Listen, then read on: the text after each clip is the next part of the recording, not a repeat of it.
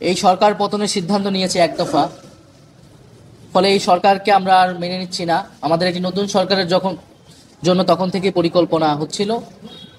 সেই প্রেক্ষাপটেই ডক্টর মোহাম্মদ ইউনূসকে প্রাথমিকভাবে আমরা ভেবে নিয়েছিলাম অন্য আরো অনেকের সাথে পরামর্শ করে, এবং এই কারণে তার সাথে আমরা যোগাযোগ করেছিলাম যে দেশের এই পরিস্থিতি, সফল হয়, দেশের এই ক্রান্তিকলে আপনার সহযোগী ডক্টর মোহাম্মদ ইউনূসের সহযোগিতা প্রয়োজন। আসসালামু আলাইকুম বন্ধুরা, আপনারা তো জানেনই শেখ হাসিনার বিরুদ্ধে শেষ সাক্ষী বলছিল নাহিদ ইসলাম। তো নাহিদ ইসলাম সংবাদ সম্মেলনে জানাইছিল তো এই কথাটা। তো বন্ধুরা, সংবাদ সম্মেলনে তাকে প্রশ্ন করা হইলে তিনি অনেক প্রশ্নের উত্তরও দেন, আর এর মধ্যে ডক্টর ইউনূসকে সরকার বানানো নিয়েও কথা হয়েছে, সেই কথাও জানতে পারবেন আজকের এই ভিডিওর মাধ্যমে। তো বন্ধুরা, এতক্ষণ আপনারা শুনতেই পারতেছিলেন নাহিদ ইসলামের ডক্টর ইউনূসকে কথা বলার সাথে সঙ্গে কথা বলছিল সরকারের ব্যাপারে নিয়ে। তো বন্ধুরা, সেই বিষয়ে জানতে হলে ভিডিওটা শেষ পর্যন্ত দেখতে থাকুন। ভিডিওটা শেষ পর্যন্ত দেখতে থাকলে জানতে পারবেন এবং বুঝতে পারবেন কি কি কথা হয়েছে এবং কি কি কথা বলছে।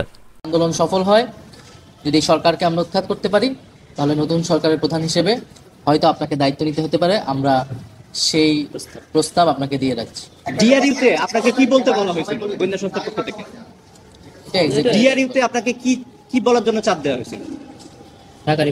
অনুপ্রবেশ ঢাকা রিপোর্টার্স ইউনিটে আমাকে ডিজিএফআই এই সংবাদ সম্মেলনটা আয়োজন করে আমাকে হাসপাতাল থেকে নিয়ে যায়, এবং বন্ধুরা, ঢাকা রিপোর্টের তিনি কি কি কথা বলছেন এইগুলা শোনার আগে আপনাদের একবার বলে নেই যে তিনি তো এতক্ষণ ডক্টর ইউনূস সম্পর্কে বলতেছিলেন, এবং ডক্টর ইউনূসের সম্পর্কে তিনি যে বলছেন 4 আগস্ট রাতে ডক্টর ইউনূসের সাথে কথা হয়েছে যে যদি এই সরকারের পতন হয় তাহলে নতুন সরকার হিসেবে দায়িত্ব নিতে হবে এই ডক্টর ইউনূসকে।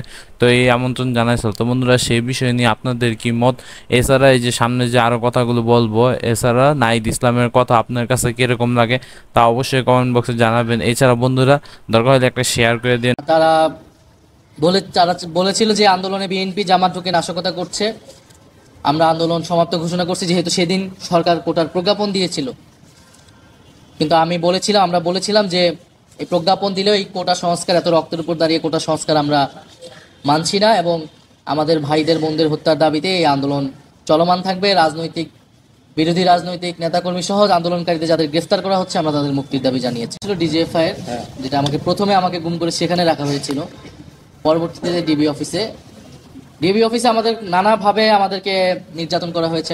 তো বন্ধুরা, ঢাকা রিপোর্টে তিনি গিয়ে যা কথা বলছিলেন সেগুলো হইল যে এই যে জুলাই আন্দোলনের সময় যতগুলো ঘটনা হয়েছিল, এছাড়া তাদেরকে থামানোর ব্যাপারে অনেক নির্দেশ দিয়েছিল যে জুলাই আন্দোলন এগুলাকে বন্ধ করার জন্য, কিন্তু তারা এগুলো বন্ধ করেনি। এই জুলাই আন্দোলন করা চলমান রেখেই বন্ধুরা আজকে আমরা এই স্বাধীন বাংলাদেশ পেয়েছি এবং একটা সরকারের পতন হয়েছে। তো বন্ধুরা, এই বিষয়ে নিয়ে আপনাদের কাদের কি মত? এছাড়া জুলাই আন্দোলনের ব্যাপারে আপনাদের কি মত রয়েছে তা অবশ্যই কমেন্ট বক্সে জানাবেন। এছাড়া আয়নাগরের কথা তখন তারা জানতে পারছিল, এবং আপনারা তো জানেন যে ডিবি অফিসে কার্যালয়। বন্ধুরা, এই ছিল ভিডিওটি। আর ভিডিও নিয়ে যদি কোনো মত থাকে অথবা সাবেক উপদেষ্টাকে নিয়ে যদি আপনাদের কোনো মত থাকে তাহলে অবশ্যই কমেন্ট বক্সে জানাতে পারেন। আর এই ছিল ভিডিওটি, দেখা হবে নতুন কোনো ভিডিওতে। সে পর্যন্ত ভালো থাকবেন। আল্লাহ হাফেজ।